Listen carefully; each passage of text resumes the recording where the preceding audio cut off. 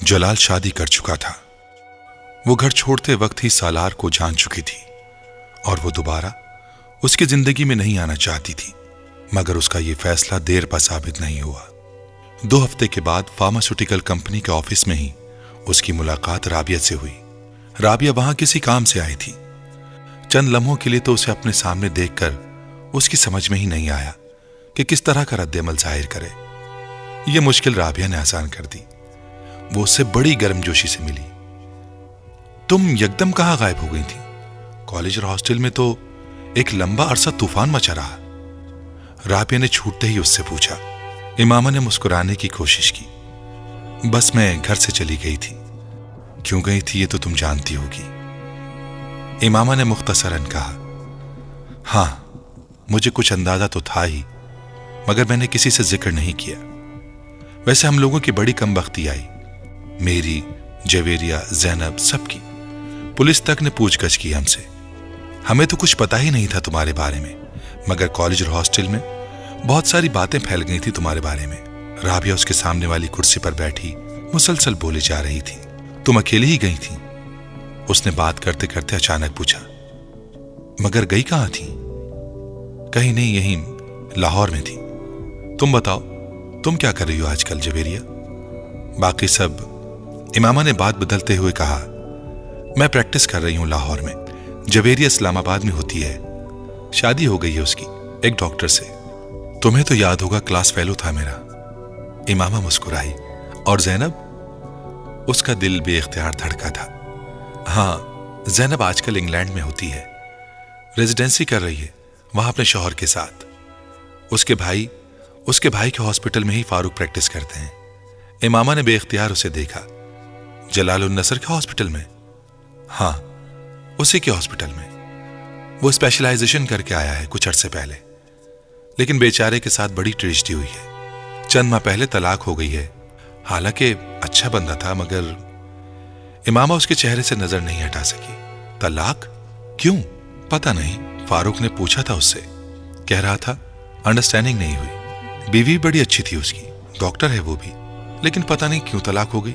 ہم لوگوں کا تو خاصا آنا جانا تھا ان کے گھر میں. ہمیں کبھی بھی اندازہ نہیں ہوا کہ ایسا کوئی مسئلہ ہے دونوں کے درمیان.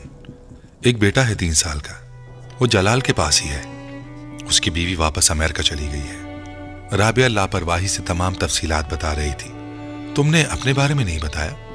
تم اپنے بارے میں بتاؤ. یہ تو میں جان گئی ہوں کہ یہاں جاب کر رہی ہو، مگر اسٹڈیز تو تم نے مکمل نہیں کی. MSc کیا ہے کیمسٹری میں. اور شادی وغیرہ؟ وہ ابھی نہیں. پیرنٹس کے ساتھ تمہارا جھگڑا ختم ہوا یا نہیں؟ امامہ نے حیرت سے اس کو دیکھا. نہیں. پھر اس نے مدھم آواز میں کہا. وہ کچھ دیر اسی کے پاس بیٹھی رہی، پھر چلی گئی. امامہ باقی سارا وقت آفس میں ڈسٹرب رہی. اس نے جلال النصر کو کبھی نہیں بھلایا تھا. وہ اسے بھلا بھی نہیں سکتی تھی. اس نے صرف اپنی زندگی سے اس کو الگ کر دیا تھا.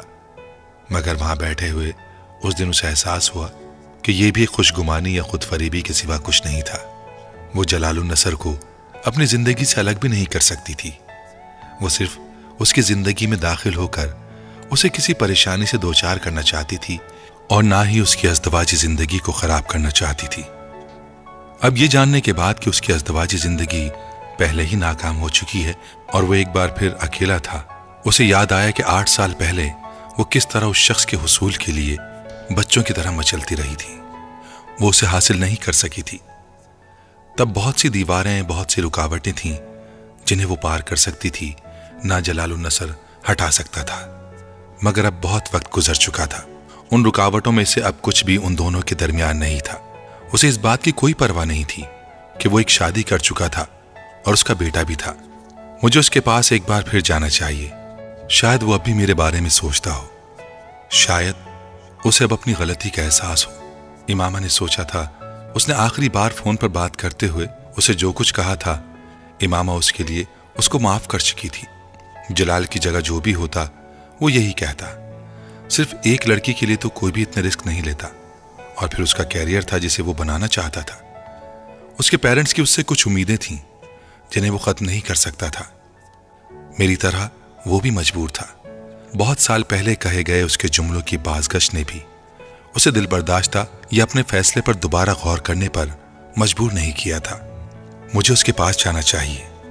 ہو سکتا ہے یہ موقع مجھے اللہ ہی نے دیا ہو سکتا ہے اللہ نے میری دعاؤں کو اب قبول کر لیا ہو سکتا ہے اللہ کو مجھ پر اب رحم آ گیا ہو۔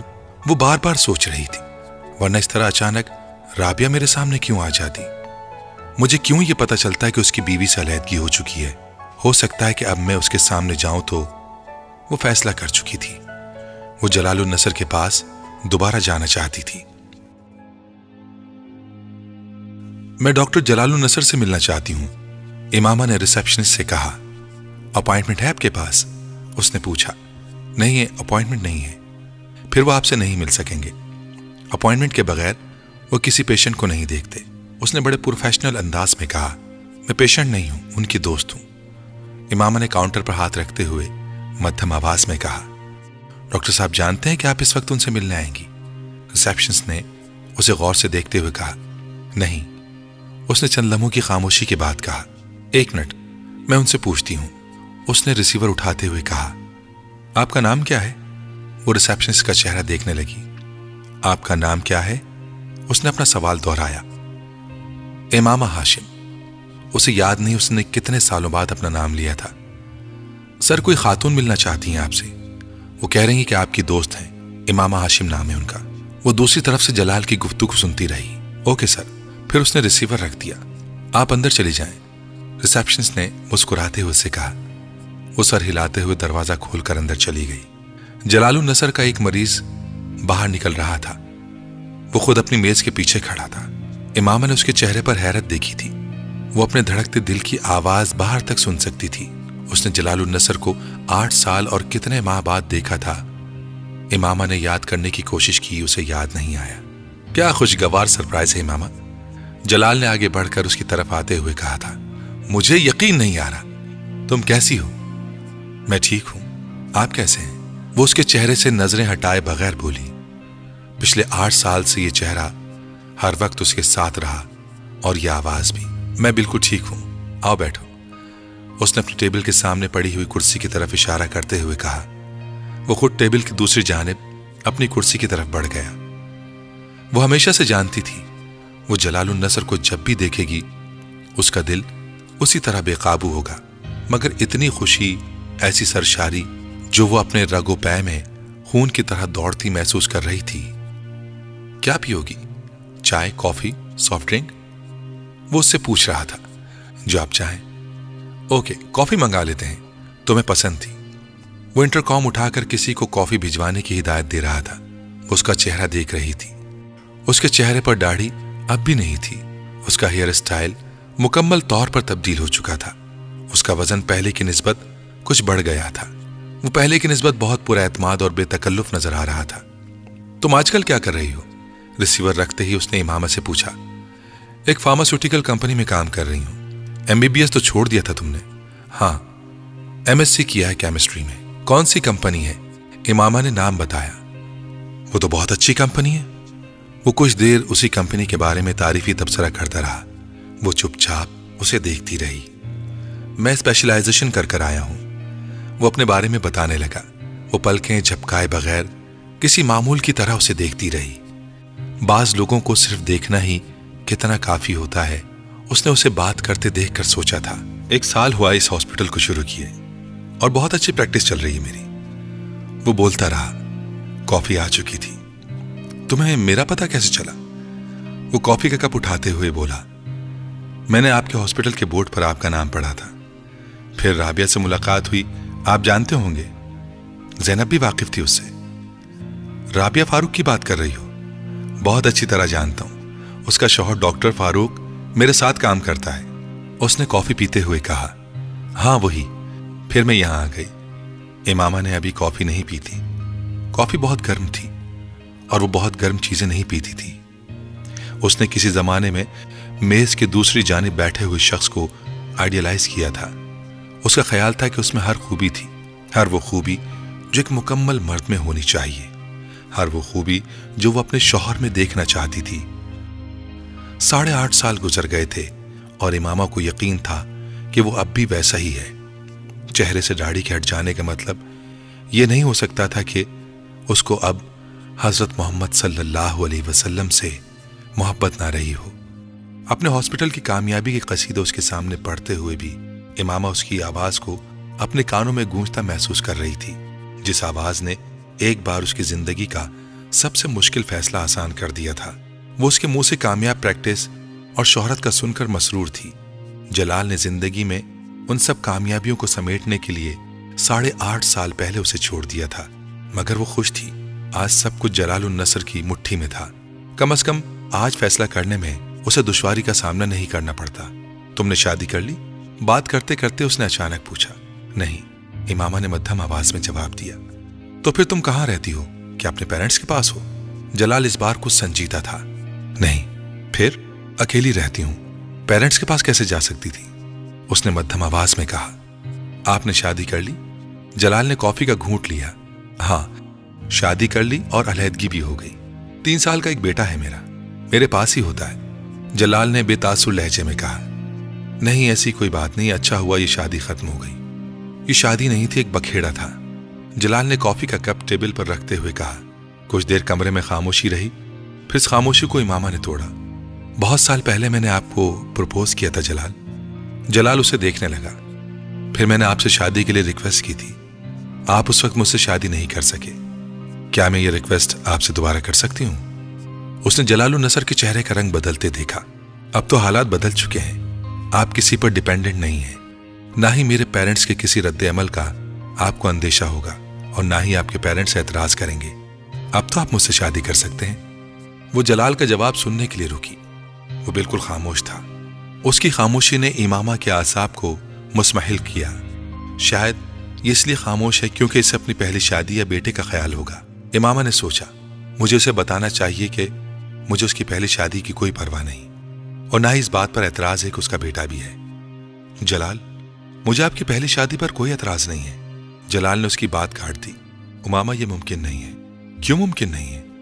کیا آپ کو مجھ سے محبت نہیں ہے؟ محبت کی بات نہیں ہے امامہ، اب وقت بہت گزر چکا ہے۔ ویسے بھی ایک شادی ناکام ہونے کے بعد میں فوری طور پر دوسری شادی نہیں کرنا چاہتا، اپنے کیریئر پر دھیان دینا چاہتا ہوں۔ جلال، آپ کو مجھ سے تو کوئی اندیشہ نہیں ہونا چاہیے، میرے ساتھ تو آپ کی شادی ناکام نہیں ہو سکتی، پھر بھی میں کوئی رسک نہیں لینا چاہتا۔ جلال نے اس کی بات کاٹ دی۔ میں انتظار کر سکتی ہوں۔ جلال نے ایک گہرا سانس لیا۔ اس کا کوئی فائدہ نہیں امامہ، میں اس پوزیشن میں نہیں ہوں کہ تم سے شادی کر سکوں۔ وہ دم سادھے اسے دیکھتی رہی۔ یہ شادی میں نے اپنی مرضی سے کی تھی، دوبارہ میں اپنی مرضی نہیں کرنا چاہتا۔ دوسری شادی میں اپنے پیرنٹس کی مرضی سے کرنا چاہتا ہوں۔ آپ اپنے پیرنٹس کو میرے بارے میں بتا دیں، شاید وہ آپ کو اجازت دے دیں۔ اس نے ڈوبتے ہوئے دل کے ساتھ کہا۔ نہیں بتا سکتا۔ دیکھو امامہ، کچھ حقائق ہیں جن کا سامنا مجھے اور تمہیں بہت حقیقت پسندی سے کرنا چاہیے۔ میں اپنے لیے تمہارے جذبات کی قدر کرتا ہوں، اور اس میں کوئی شبہ نہیں کہ کسی زمانے میں بھی تمہارے ساتھ انوالو تھا، یا یہ کہہ لو محبت کرتا تھا۔ میں آج بھی تمہارے لیے دل میں بہت خاص جذبات رکھتا ہوں، اور ہمیشہ رکھوں گا، مگر زندگی جذبات کے سہارے نہیں گزاری جا سکتی۔ وہ رکا۔ امامہ نے کافی کے کپ سے اٹھتے دھوئیں کے پار اس کا چہرہ دیکھتی رہی۔ جب تم 7-8 سال پہلے اپنا گھر چھوڑ رہی تھی تو میں نے تمہیں سمجھایا تھا کہ اس طرح نہیں کرو، لیکن تم نے اس معاملے کو اپنی مرضی کے مطابق ہینڈل کیا۔ اپنے پیرنٹس کو مجھ سے شادی کے لیے کنوینس کرنے کے بجائے تم مجھے مجبور کرتی رہی کہ میں تم سے چھپ کر شادی کر لوں۔ میں ایسا نہیں کر سکا، اور نہ ہی یہ مناسب تھا۔ مذہب کی بات اپنی جگہ، مگر مذہب کے ساتھ معاشرہ بھی تو کوئی چیز ہوتا ہے جس میں ہم رہتے ہیں اور جس کی ہمیں پرواہ کرنی چاہیے۔ امامہ کو یقین نہیں آیا۔ یہ سب اس شخص کے منہ سے سن رہی تھی جو، تم تو چلی گئی تھی مگر تمہارے جانے کے بعد تمہارا اس طرح غائب ہو جانا کتنا بڑا اسکینڈل ثابت ہوا، اس کا تمہیں اندازہ نہیں۔ تمہارے پیرنٹس نے پریس میں یہ خبر آنے نہیں دی، مگر پورے میڈیکل کالج کو تمہاری اس طرح چلے جانے کا پتہ تھا۔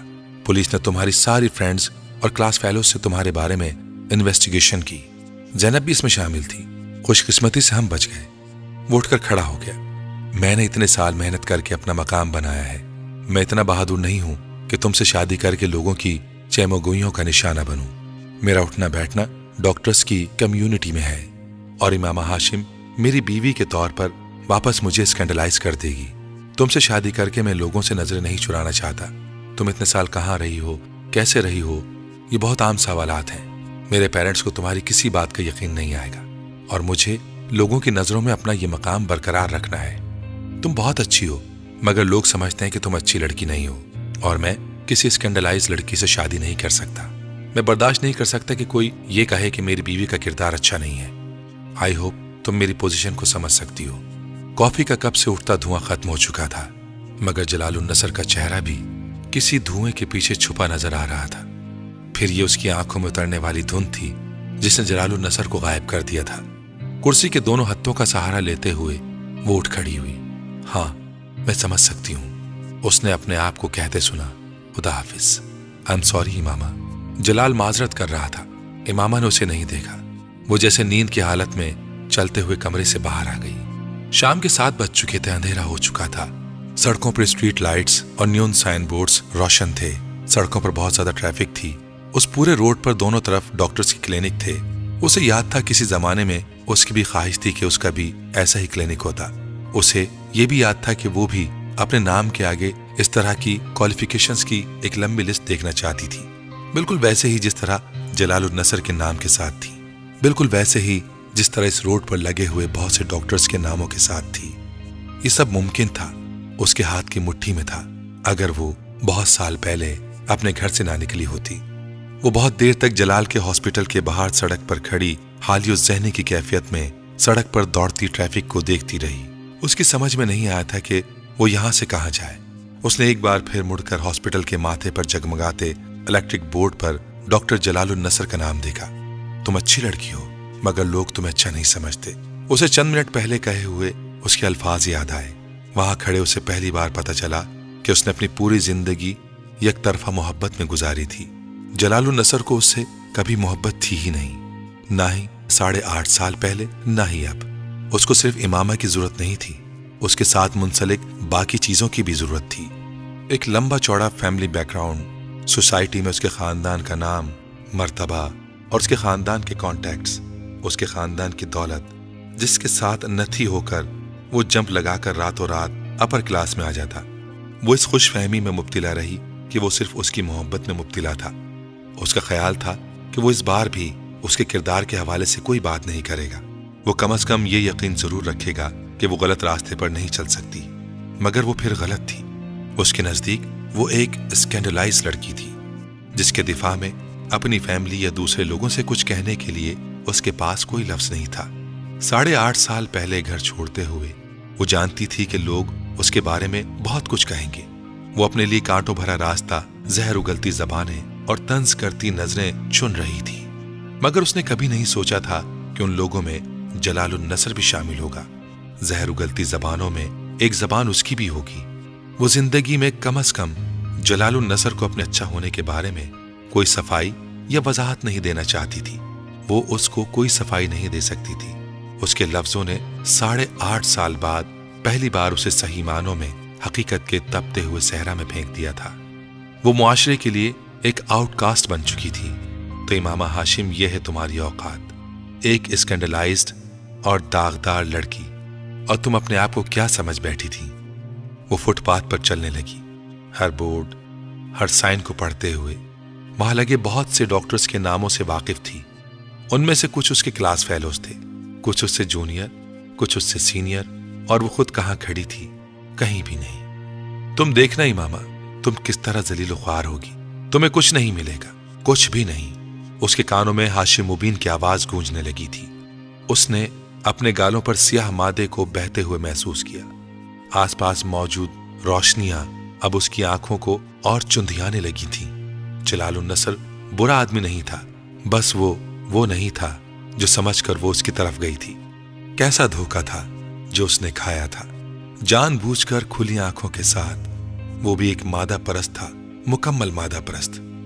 सिर्फ उसका ये रूप उसने पहली बार देखा था, और इसके लिए ये सब नाकाबिल यकीन था। वो बुरा आदमी नहीं था, उसकी अपनी अखलाकियात थीं, और वो उनके साथ जी रहा था। इमामा हाशिम को आज उसने वो अखलाकियात बता दी थीं। उसने ऐसी तज़हीक और तहकीर 8 सालों में पहली बार देखी थी, और वो भी उस शख्स के हाथों जिसे वो खूबियों का मजमुआ समझ रही थी। और खूबियों की इस मजमुए की नजरों में वो क्या थी? घर से भागी हुई एक स्कैंडलाइज लड़की। आंसुओं का एक सैलाब था जो उसकी आंखों से उमड़ रहा था।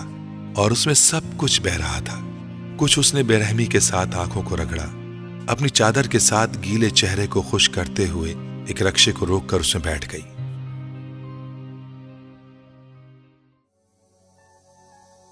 دروازہ سعیدہ اماں نے کھولا تھا۔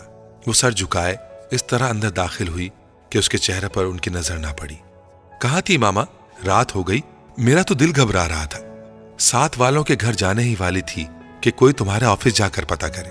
سعیدہ اماں دروازہ بند کر کے تشویش کے عالم میں اس کے پیچھے آئی تھی۔ کہیں نہیں اماں، بس آفس میں کچھ کام تھا، اس لیے دیر ہو گئی۔ اس نے ان سے چند قدم آگے چلتے ہوئے پیچھے مڑے بغیر ان سے کہا، پہلے تو کبھی آفس میں دیر نہیں ہوئی، پھر آج کیا ہوا کہ رات ہو گئی؟ آخر آج کیوں اتنی دیر روکا انہوں نے تمہیں؟ سعیدہ اماں کو اب بھی تسلی نہیں ہو رہی تھی۔ اس بارے میں میں کیا کہہ سکتی ہوں، آئندہ دیر نہیں ہوگی۔ وہ اسی طرح اپنے کمرے کی طرف جاتے ہوئے بولی، کھانا گرم کر دوں یا تھوڑی دیر بعد کھاؤ گی؟ انہوں نے اس کے پیچھے آتے ہوئے پوچھا۔ نہیں، میں کھانا نہیں کھاؤں گی، میرے سر میں درد ہو رہا ہے، میں کچھ دیر کے لیے سونا چاہتی ہوں۔ اس نے اپنے کمرے میں داخل ہوتے ہوئے کہا، درد کیوں ہو رہا ہے؟ کوئی دوا دے دوں یا چائے بنا دوں؟ سعیدہ اماں کو تشویش لاحق ہوئی۔ اماں پلیز مجھے سونے دیں، مجھے کسی چیز کی ضرورت نہیں ہے، اگر ہوئی تو میں آپ سے کہہ دوں گی۔ اس کے سر میں واقعی درد ہو رہا تھا۔ سعیدہ اماں کو شاید اندازہ ہو گیا کہ ان کی تشویش اس وقت اسے بے آرام کر رہی ہے۔ ٹھیک ہے، تم سو جاؤ۔ وہ جانے کے لیے پلٹی۔ امامہ نے اپنے کمرے کی لائٹ آن نہیں کی۔ اس نے اسی طرح اندھیرے میں دروازے کو بند کیا، اپنے بستر پر آ کر لیٹ گئی۔ اپنا کمبل کھینچ کر اس نے سیدھا لیٹتے ہوئے اپنی آنکھوں پر بازو رکھ لیے۔ وہ اس وقت صرف سونا چاہتی تھی، وہ کچھ بھی یاد نہیں کرنا چاہتی تھی، نہ جلال النصر سے ہونے والی کچھ دیر پہلے کی گفتگو اور نہ ہی کچھ اور۔ وہ رونا بھی نہیں چاہتی تھی، وہ اپنے مستقبل کے بارے میں سوچنا بھی نہیں چاہتی تھی۔ اس کی خواہش پوری ہو گئی تھی۔ اسے نیند کیسے آ گئی وہ یہ نہیں جانتی تھی، مگر وہ بہت گہری نیند سوئی تھی۔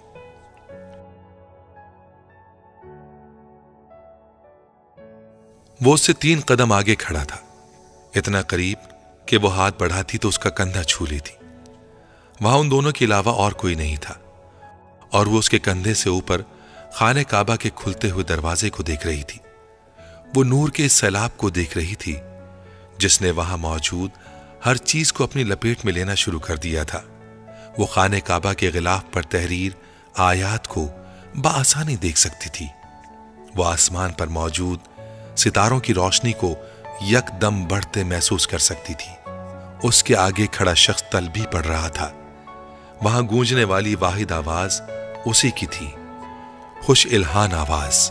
اس نے بے اختیار اپنے آپ کو اس کے پیچھے وہی کلمات دہراتے پایا، اسی طرح جس طرح وہ پڑھ رہا تھا، مگر زیر لب پھر وہ اس کی آوازوں میں آواز ملانے لگی، اسی کی طرح مگر زیر لب پھر اس کی آواز بلند ہونے لگی۔ پھر اس کو احساس ہوا وہ اپنی آواز اس کی آواز سے بلند نہیں کر پا رہی تھی۔ اس نے کوشش ترک کر دی۔ وہ اس کی آواز میں آواز ملاتی رہی۔ خانہ کعبہ کا دروازہ کھل چکا تھا۔ اس نے اس شخص کو آگے بڑھ کر دروازے کے پاس جا کر کھڑے ہوتے ہوئے دیکھا۔ میں نے اسے ہاتھ آسمان کی طرف اٹھاتے دیکھا، وہ دعا کر رہا تھا۔ وہ اسے دیکھتی رہی، پھر اس نے ہاتھ نیچے کر لیے۔ اب وہ نیچے بیٹھ کر زمین پر سجدہ کر رہا تھا، کعبے کے دروازے کے سامنے۔ وہ اسے دیکھتی رہی۔ اب وہ کھڑا ہو رہا تھا، وہ پلٹنے والا تھا۔ وہ اس کا چہرہ دیکھنا چاہتی تھی۔ اس کی آواز شناسا تھی، مگر چہرہ دیکھے بغیر وہ اب مڑ رہا تھا۔ وہ یکدم ہڑبڑا کر اٹھ بیٹھی۔ کمرے میں تاریکی تھی۔ چند لمحوں کے لیے اسے لگا کہ وہ وہیں ہو، خانہ کعبہ میں۔ پھر جیسے وہ حقیقت واپس آ گئی۔ اس نے اٹھ کر کمرے کی لائٹ جلا دی اور پھر بیڈ پر آ کر دوبارہ بیٹھ گئی۔ اسے خواب اپنی پوری جزیات سمیت یاد تھا، جیسا اس نے کوئی فلم دیکھی ہو، مگر اس آدمی کا چہرہ وہ اسے نہیں دیکھ سکی تھی۔ اس کے مڑنے سے پہلے ہی اس کی آنکھ کھل گئی تھی۔ خوش الہان آواز جلال النصر کے سوا کس کی ہو سکتی ہے، اس نے سوچا، مگر وہ شخص دراز قد تھا۔ جلال النصر سانولا تھا۔ اس شخص کے احرام میں سے نکلتے ہوئے کاندھے اور بازوؤں کی رنگت صاف تھی اور اس کی آواز شناسا تھی۔ وہ پہچان نہیں پا رہی تھی کہ وہ جلال النصر کی آواز تھی یا کسی اور کی۔ خواب بہت عجیب تھا، مگر اس کے سر کا درد غائب ہو چکا تھا اور وہ حیران کن طور پر پرسکون تھی۔ اس نے اٹھ کر کمرے کی لائٹ آن کی۔ وال کلاک 1 بجا رہا تھا۔ امامہ کو یاد آیا وہ رات کو عشاء کی نماز پڑھے بغیر سوئی تھی۔ اس نے کپڑے بھی تبدیل نہیں کیے تھے، نہ ہی سونے سے پہلے وضو کیا تھا۔ اس نے کپڑے تبدیل کیے اور اپنے کمرے سے باہر آ گئی۔ سعیدہ اماں کے کمرے میں روشنی نہیں تھی، وہ سو رہی تھیں۔ پورے گھر میں گہری خاموشی چھائی ہوئی تھی۔ صحن میں بلب جل رہا تھا، ہلکی ہلکی دھند کی موجودگی بھی بلب کی روشنی میں محسوس کی جا سکتی تھی۔ صحن کی دیواروں کے ساتھ چڑھی سبز بیلیں سرخ اینٹوں کی دیواروں کے ساتھ بالکل ساکت تھی۔ وہ وضو کرنے کے لیے صحن کے دوسری طرف موجود باتھ روم میں جانا چاہتی تھی، مگر صحن میں جانے کے بجائے وہ برآمدے کے ستون کے پاس آ کر بیٹھ گئی۔ اپنے سویٹر کی آستینوں کو اوپر کرتے ہوئے اس نے اپنی شرٹ کی آستینوں کے بٹن کھولتے ہوئے انہیں اوپر فولڈ کیا۔ چند لمحوں کے لیے اسے جھرجھری آئی، خون کی بہت زیادہ تھی۔ پھر وہ ان بیلوں کو دیکھنے لگی۔ ایک بار پھر جلال النصر کے ساتھ شام کو ہونے والی ملاقات اسے یاد آ رہی تھی، مگر اس بار اس کی باتوں کی گونج اسے اشک بار نہیں کر رہی تھی۔ دستگیری میری تنہائی کی تو نے ہی تو کی، میں تو مر جاتا اگر ساتھ نہ ہوتا تیرا۔ تہ بتہ تیرگیاں ذہن پر جب ٹوٹتی ہیں، نور ہو جاتا ہے کچھ اور ہویدا تیرا۔ کچھ نہیں مانگتا شاہوں سے یہ شیدا تیرا، اس کی دولت ہے فقط نقش کف پا تیرا۔ ایک افسردہ سی مسکراہٹ اس کے ہونٹوں پر نمودار ہوئی۔ گزرے ہوئے پچھلے 8.5 سالوں میں یہ آواز اور یہ الفاظ اس کے ذہن سے کبھی معدوم نہیں ہوئے تھے، اور پھر اسے کچھ دیر پہلے خواب میں سنائی دینے والی وہ دوسری آواز یاد آئی، لبیک اللہم لبیک لبیک لا شریک لک لبیک ان الحمد والنعمت لک والملک لا شریک لک لبیک۔ وہ آواز مانوس اور شناسا تھی، مگر جلال النصر کی آواز کے علاوہ اور کسی آواز سے واقف نہیں تھی۔ آنکھیں بند کر کے اس نے خواب میں دیکھے ہوئے اس منظر کو یاد کرنے کی کوشش کی۔ مقام ملتزم خانہ کعبہ کا دروازہ کھلا، غلاف کعبہ کی وہ روشن آیات، وہ پرسکون ٹھنڈی معطر رات، خانہ کعبہ کے دروازے سے پھوٹتی ہوئی وہ دودھیا روشنی اور سجدہ کرتا تلبی پڑھتا وہ مرد۔ امامہ نے آنکھیں کھول دیں۔ کچھ دیر تک وہ صحن میں اتری دھند میں نظریں جمائے اس آدمی کے بارے میں سوچتی رہی۔ اس آدمی کے برہنہ کندھے کی پشت پر ہلکے ہلکے بالوں میں زخم کا ایک مندمل شدہ نشان تھا۔ امامہ کو حیرت ہو رہی تھی۔ خواب کی اس طرح جزیات اسے پہلے کبھی یاد نہیں رہی تھی۔ اس نے زندگی میں پہلی بار خانہ کعبہ کو خواب میں دیکھا تھا۔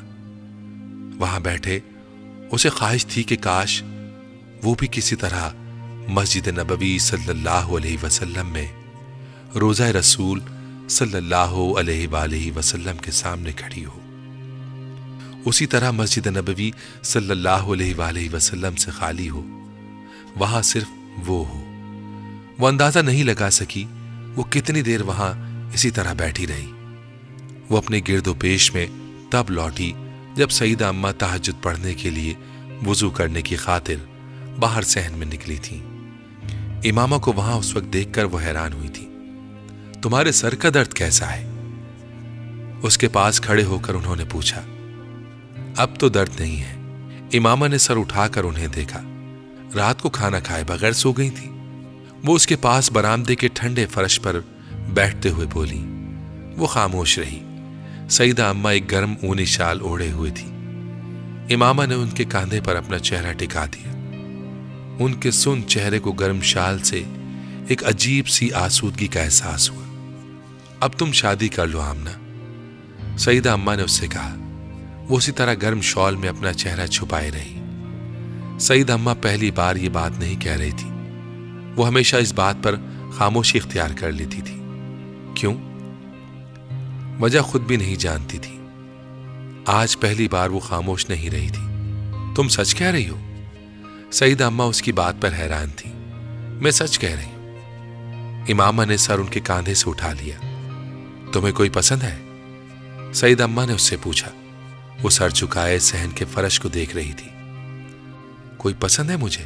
نہیں، مجھے کوئی بھی پسند نہیں ہے۔ سعیدہ اماں کو اس کی آواز بھررائی ہوئی لگی۔ اس سے پہلے کہ وہ اسے کچھ کہتی، اس نے ایک بار پھر ان کی شال میں اپنا چہرہ چھپا لیا۔ تمہاری شادی ہو جائے تو میں انگلینڈ چلی جاؤں گی، انہوں نے اس کے سر کو تھپتھپاتے ہوئے کہا، اور اس کے سر کو تھپتھپاتے ہوئے ہی انہیں احساس ہوا کہ ان کی شال میں منہ چھپائے ہچکیوں سے رو رہی تھی۔ آمنہ، آمنہ بیٹا کیا ہوا؟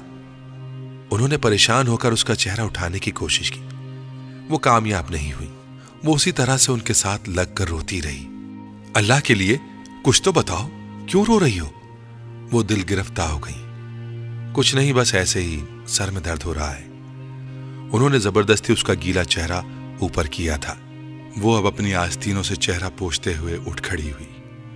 اس نے سعیدہ اماں سے آنکھیں نہیں ملائی تھیں۔ سعیدہ اماں کی اس کی شادی کی بات کرنے والی اکیلی نہیں تھی۔ اس کی تعلیم مکمل ہونے کے بعد ڈاکٹر سبط علی نے ایک بار پھر اس سے شادی کا ذکر کیا تھا۔ وہ نہیں جانتی تھی تب اس نے کیوں انکار کر دیا تھا، یہ جاننے کے باوجود کہ وہ اب آزاد تھی۔ مجھے کچھ عرصہ جاب کر لینے دیں، اس کے بعد میں شادی کر لوں گی، اس نے ڈاکٹر سبط علی سے کہا تھا۔ شاید یہ پچھلے کئی سالوں سے ڈاکٹر سبط علی پر مالی طور پر ایک بوجھ بننے کا احساس تھا، جس سے وہ نجات حاصل کرنا چاہتی تھی، یا پھر کہیں اس کے لاشعور میں یہ چیز تھی کہ ڈاکٹر سبط علی کو اس کی شادی پر ایک بار پھر اخراجات کرنے پڑیں گے۔ وہ یہ چاہتی تھی کہ وہ ان اخراجات کے لیے خود جمع کرنے کی کوشش کر لے۔ اس نے یہ بات ڈاکٹر سبط علی کو نہیں بتائی تھی، مگر اس نے ان سے جاب کی اجازت لے لی تھی۔ شاید وہ ابھی کچھ عرصے مزید جاب کرتی رہتی، مگر جلال النصر سے اس کی ملاقات کے بعد وہ ایک تکلیف دہ ذہنی دھچکے سے دوچار ہوئی تھی، اور اس نے یکدم سعیدہ اماں کے سامنے ہتھیار ڈال دیے تھے۔ وہ نہیں جانتی سعیدہ اماں نے ڈاکٹر سبط علی سے اس بات کا ذکر کیا یا نہیں، مگر وہ خود ان دنوں مکمل طور پر اس کے لیے رشتے کی تلاش میں سرگرداں تھیں، اور اس کوشش کا نتیجہ فہد کی صورت میں نکلا۔ فہد ایک کمپنی میں اچھے عہدے پر کام کر رہا تھا، اور اس کی شہرت بھی بہت اچھی تھی۔ فہد کے گھر والے اسے پہلی بار دیکھ کر ہی پسند کر گئے تھے، اور اس کے بعد سعیدہ اماں نے ڈاکٹر سبط علی سے اس رشتے کی بات کی تھی۔